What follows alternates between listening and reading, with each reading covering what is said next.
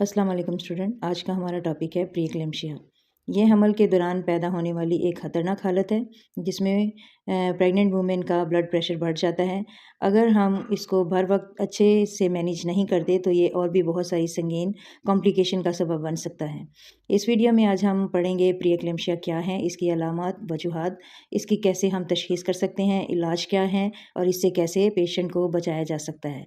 लिहाजा वीडियो को आप एंड तक देखें ताकि आप कंप्लीट नॉलेज हासिल कर सकें। तो स्टार्ट करते हैं। What is pre eclampsia? Preeclampsia is a multi-system disorder of unknown etiology characterized by development of hypertension to the extent of 140 by 90 mm of He or more with proteinuria after the 20th weeks of pregnancy in a previously normotensive and non-proteinuric individual। इसमें class ये बताया गया है कि pre eclampsia एक ऐसी हालत है जो कि मल्टी सिस्टम डिसऑर्डर है और इसमें इसकी वजूहात का पता नहीं होता, लेकिन हामला जो है जिसकी गेस्टेशनल एज जो है वो 20 हफ्ते की है, उसमें उसका बीपी जो है, ब्लड प्रेशर है जो, वो बढ़ जाता है और 140/90 से ज़्यादा हो जाता है और उसके यूरिन में प्रोटीन शामिल हो जाता है। जबकि पहले उसको कोई इस किस्म की तकलीफ़ नहीं होती, ना तो उसको ब्लड प्रेशर होता है और ना ही उसके यूरिन में प्रोटीन शामिल होते हैं। किसी भी डिज़ीज़ प्रोसेस को डायग्नोस करने के लिए हमें इन्वेस्टिगेशन करवानी होती है ताकि हम किसी नतीजे पे पहुंच सकें। तो इसमें हम सबसे पहले यूरिन एग्जामिनेशन टेस्ट करेंगे जिसमें हीट कोगुलेशन टेस्ट है। इसमें हमें पता चलता है कि अगर यूरिन पे सफ़ेदी माइल कोई जमा हुआ मटेरियल आ जाता है तो वो प्रोटीन की अलामत होती है कि यूरिन में प्रोटीन शामिल है। तो ये हम प्री एक्लेम्शिया में कंसीडर करेंगे। इसके अलावा यूरिन रूटीन माइक्रोस्कोपिक एग्जामिनेशन करते हैं जिसमें प्रोटीन की मकदार देखते हैं, इन्फेक्शन की मौजूदगी देखते हैं और दीगर अज्जा जो खून में शामिल होते हैं वो देखे जाते हैं। इसके साथ साथ हम 24 आवर जो यूरिन कलेक्शन करते हैं उसमें भी हमें पता चलता है कि प्रोटीन की मकदार कितनी है। अगर प्रोटीन की मकदार 300 मिलीग्राम या इससे ज़्यादा हो जाती है तो ये भी प्री एक्लेम्शिया की तस्दीक करती है। ब्लड एग्जामिनेशन करवाते हैं जिसमें यूरिक एसिड है। यूरिक एसिड की मिकदार अगर ज़्यादा हो जाती है 4.5 mg पर DL से तो ये एक्लेम्शिया की निशानदही करती है। इसके साथ साथ सीरम क्रिएटिनिन है और लीवर फंक्शन टेस्ट है। सीरम क्रिएटिनिन हम इसलिए करवाते हैं गुर्दों की कारकर्दगी जांचने के लिए और लीवर फंक्शन टेस्ट हम इसलिए करवाते हैं ताकि हमें जिगर की सेहत का या हेल्थ का अंदाज़ा हो सके कि ये किस हद तक जो है इसमें खून की कमी हो रही है या जो है हीमोलाइसिस जिसे कहते हैं, इसमें रेड ब्लड सेल की तादाद जो है वो कम हो जाती है और वुमेन जो है, जो मदर है, वो अनीमिया का शिकार हो सकती है और एंजाइम जो हैं लीवर के वो बढ़ जाते हैं जिससे लीवर को ख़तरा होता है और इसके साथ साथ जो है प्लेटलेट्स जो हैं वो कम हो जाते हैं। तो ये सारी चीज़ें देखने के लिए हम लीवर फंक्शन टेस्ट करवाते हैं।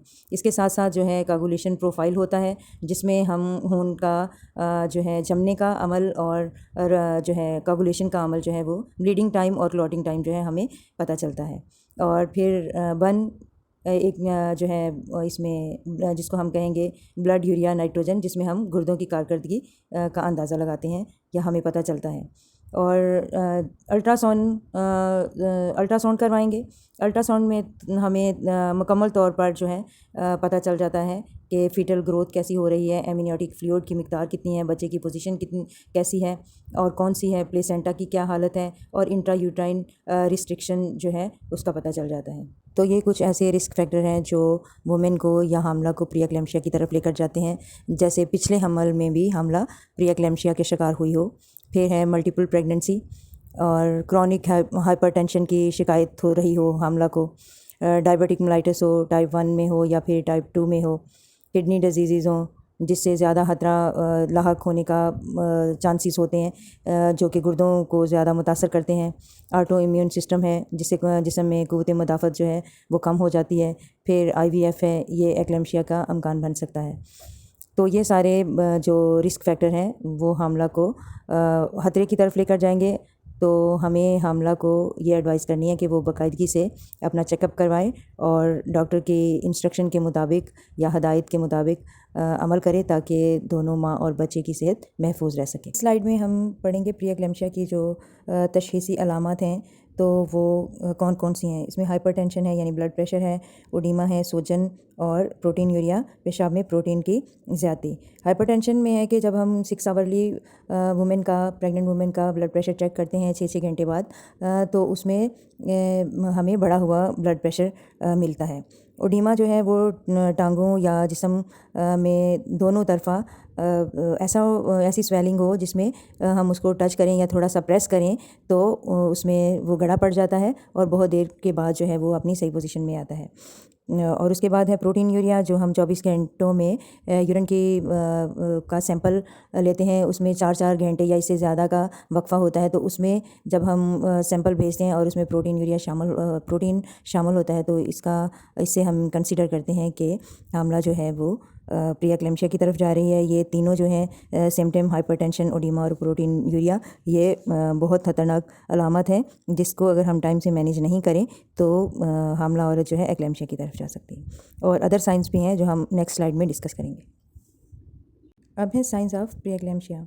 एबनॉर्मल वेट गेन यानी गैर मामूली वज़न में इजाफा होना, राइज ऑफ ब्लड प्रेशर में इजाफा, ओडीमा, जिस्म में सूजन, प्लेसेंटल इनसफिशिएंसी यानी प्लेसेंटा का कमज़ोर होना या वीक होना, और स्कैंटी लाइकर जो एमनियोटिक फ्लूइड है उसमें कमी होना, और रहम में बच्चे की नशोनुमा जो है वो रुक जाना या कम होना, और पल्मोनरी एडिमा यानी फेफड़ों में पानी भर जाना। अब है मैनेजमेंट ऑफ प्री एक्लेम्शिया। इसमें हम 2 तरह के कंडीशंस में पढ़ेंगे मैनेजमेंट। जनरल मैनेजमेंट है और ऑब्स्टेट्रिकल मैनेजमेंट है। अब जनरल मैनेजमेंट में है माइल्ड और सीवियर। इसमें हम जैसे ही हमें ये अलामत, सिम्टम्स वगैरह जो हैं वो हमें पता चल जाता है, ज़ाहिर हो जाते हैं, तो हमें फ़ौरन पेशेंट को या हामला औरत को अर्जेंट हॉस्पिटलाइजेशन करना चाहिए। उसके बाद एडिक्वेट रेस्ट है, मुनासिब रेस्ट होनी चाहिए उसे, और protein and fluid restricted diet होनी चाहिए, यानी प्रोटीन और पानी और दीगर जो मशरूबात हैं वो उनकी मिकदार जो है महदूद कर देनी चाहिए। तो इसमें हमें यही बताया गया है कि प्री एक्लेम्शिया के पेशेंट को फौरी तौर पे हमने हॉस्पिटल में रखना है और आराम देना है और खुराक में एहतियात बरतनी है।